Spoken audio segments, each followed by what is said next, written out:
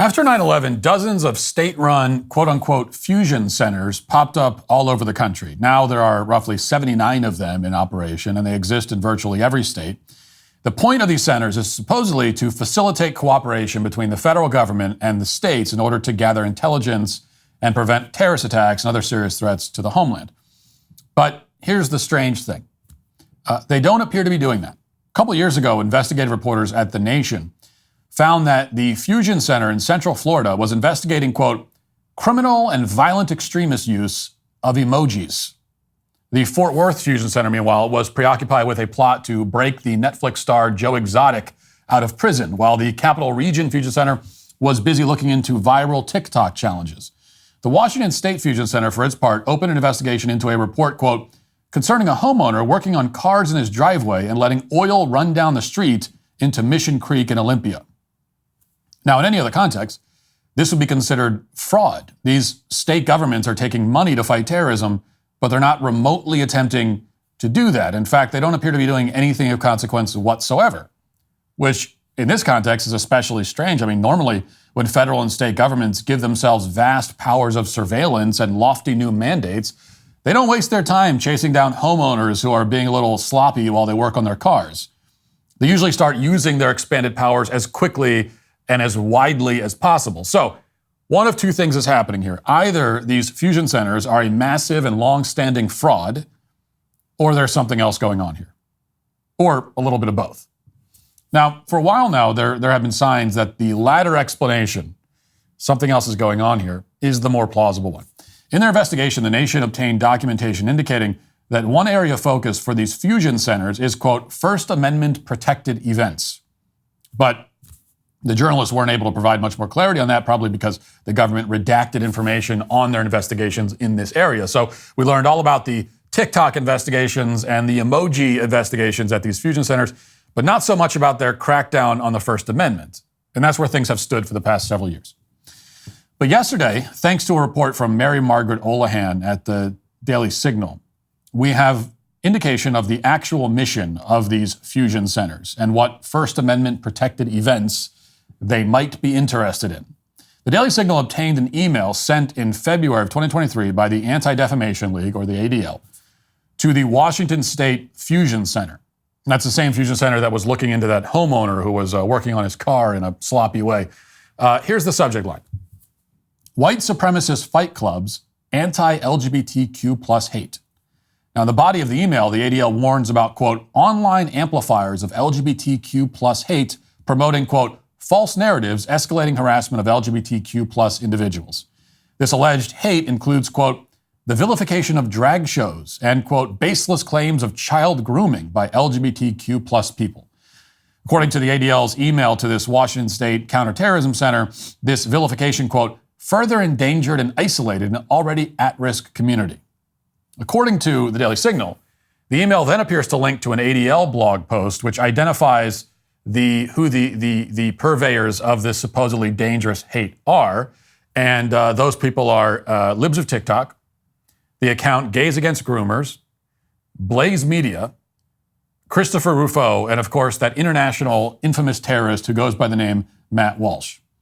Now the post states that, quote, the ADL is advocating for government partners to strengthen laws against perpetrators of online hate, as well as consulting with law enforcement partners to act on online hate speech that incites violence and or credible threats. The ADL says that it teamed up with GLAAD as well, and they're apparently all working with law enforcement. In other words, the ADL, just to get you up to speed here, the ADL told a counterterrorism agency to investigate journalists and political commentators because we are saying things they don't like. They are trying explicitly to use the arm of the law to silence us at gunpoint. Now, they don't even claim that we violated any law, right? They're not claiming that because we haven't. Instead, they're saying that because we oppose the chemical and physical castration of children, and because we believe in biology, and because we don't think that men should be cross-dressing in front of children, therefore, we are inciting violence. So they call on law enforcement to act.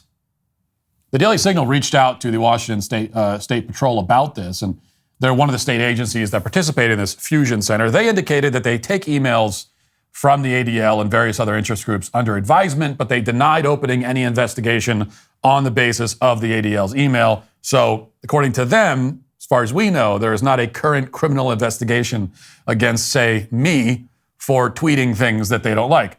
Now, obviously, we have no idea whether that's true or not. We also have no reason to believe that it's true.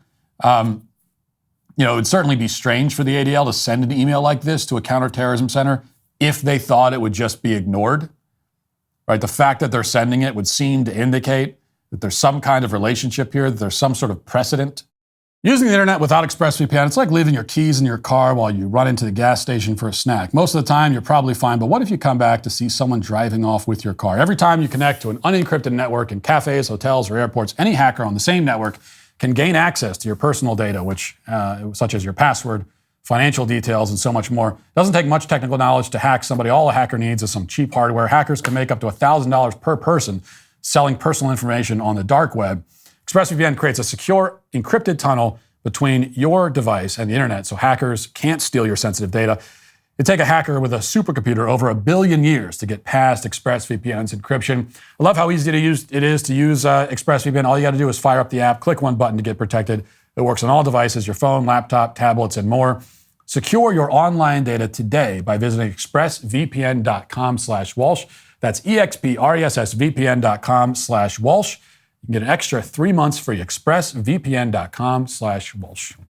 We also have no idea how many similar emails the ADL has sent to this particular fusion center or any others. What we do know is that the ADL has a very long history of not simply advising law enforcement agencies, which they shouldn't even be doing that, but participating directly in law enforcement functions. This is a quote from a speech that James Comey, who was the FBI director at the time, delivered to the ADL's leadership summit back in 2014. Quote, "The FBI works with the ADL to host civil rights and hate crime training for our state and local counterparts through a number of programs. And the ADL, of course, has even greater reach. You trained more than 12,000 law enforcement personnel last year alone, and I want to thank you for that." So this is not a typical political nonprofit we're talking about here. The ADL is conducting training for law enforcement agencies, including the FBI. And these partnerships have only accelerated in recent years, post-BLM. As the ADL states on its website, quote, "In 2020 alone, ADL's Center for Extremism provided law enforcement with critical intelligence about extremism over 1,000 times and tracked over 5,000 new incidents of hate on our online interactive heat map." In other words, the ADL, which supposedly was founded to combat anti-Semitism, is now a de facto intelligence agency for federal and state law enforcement. This is the organization that's now advising the Washington Fusion Center to investigate me and several other commentators for having offensive opinions. Now, if you know anything about the history of the ADL, this actually probably wouldn't surprise you. The ADL has a long and well-documented history of working with law enforcement, even going so far as to actively participate in law enforcement investigations. One of the more famous cases took place in the 1960s when an ADL director raised money for the FBI to pay some Klansmen $36,000 in an effort to set up other Klansmen. Now, that incident led to a shootout and the death of one Klan member. Whatever you make of that operation, journalists noted at the time that it was obviously a little strange for a private tax-exempt organization to be involved in this. The ACLU at the time called for an investigation. But in the end, no one seemed to mind. The ADL adopted a pseudo-law enforcement assistant role, which they've retained ever since.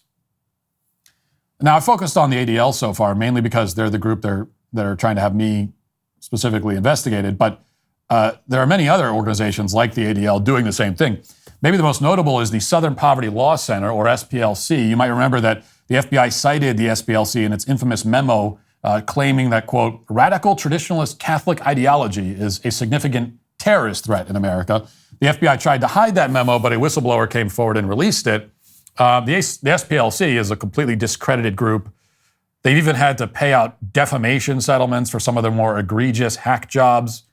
And the Bureau knows that, according to the whistleblower, but the FBI tried to cite them anyway in order to justify the targeted surveillance of Catholics on the basis of their religious beliefs. We've seen many examples of similar misconduct in recent years in which the government partners with some supposedly independent private entity in order to lend some legitimacy to its obviously illegitimate investigations. During the Trump campaign, the FBI effectively teamed up with the Washington Post in order to obtain secret surveillance warrants against the Trump team. The FBI even copy-pasted from a debunked Washington Post editorial in its FISA warrant application against Carter Page. And more recently, the DOJ has been investigating Dr. Ethan Haim because he blew the whistle on Texas Children's Hospital, which claimed that it had stopped butchering children, but kept on doing it anyway in secret. And that got the attention of trans activists and their various advocacy groups, which in turn led to the DOJ knocking on Haim's door. Now, they know they don't have a legal case against him. They know it's not a violation of patient privacy to disclose the existence of unlawful and unethical procedures without disclosing patient identities. But they're harassing him anyway. They want to send him to prison, take away his medical license. Now, it's not hard to see where all of this leads. As I told the Daily Signal, when they called me about this story to get my comment on it before they published it, I have no doubt that if Biden wins another term, we will actually see prominent conservative commentators arrested on hate crime and terrorism charges. That is going to happen. This is not hyperbole or being dramatic conspiracy theories. This is what they want to do, and they're laying the groundwork for it right now. First, they open investigations, then they start surveillance, and then once that's normalized, they escalate things. We talked about slippery slopes yesterday on the show in relation to trans ideology, and this is yet another slippery slope that we are on. The ADL is telling government counterterrorism centers to suppress political dissent. And the fact is that unless they pay a price for this, unless there's enormous backlash, and unless law enforcement agencies stop taking marching orders from these compromised far left-wing activist groups, then they'll continue to make these demands. And eventually, they'll get what they want. And at that point, if it gets that far, the only real question will be, which of us do they hit first and try to make an example out of?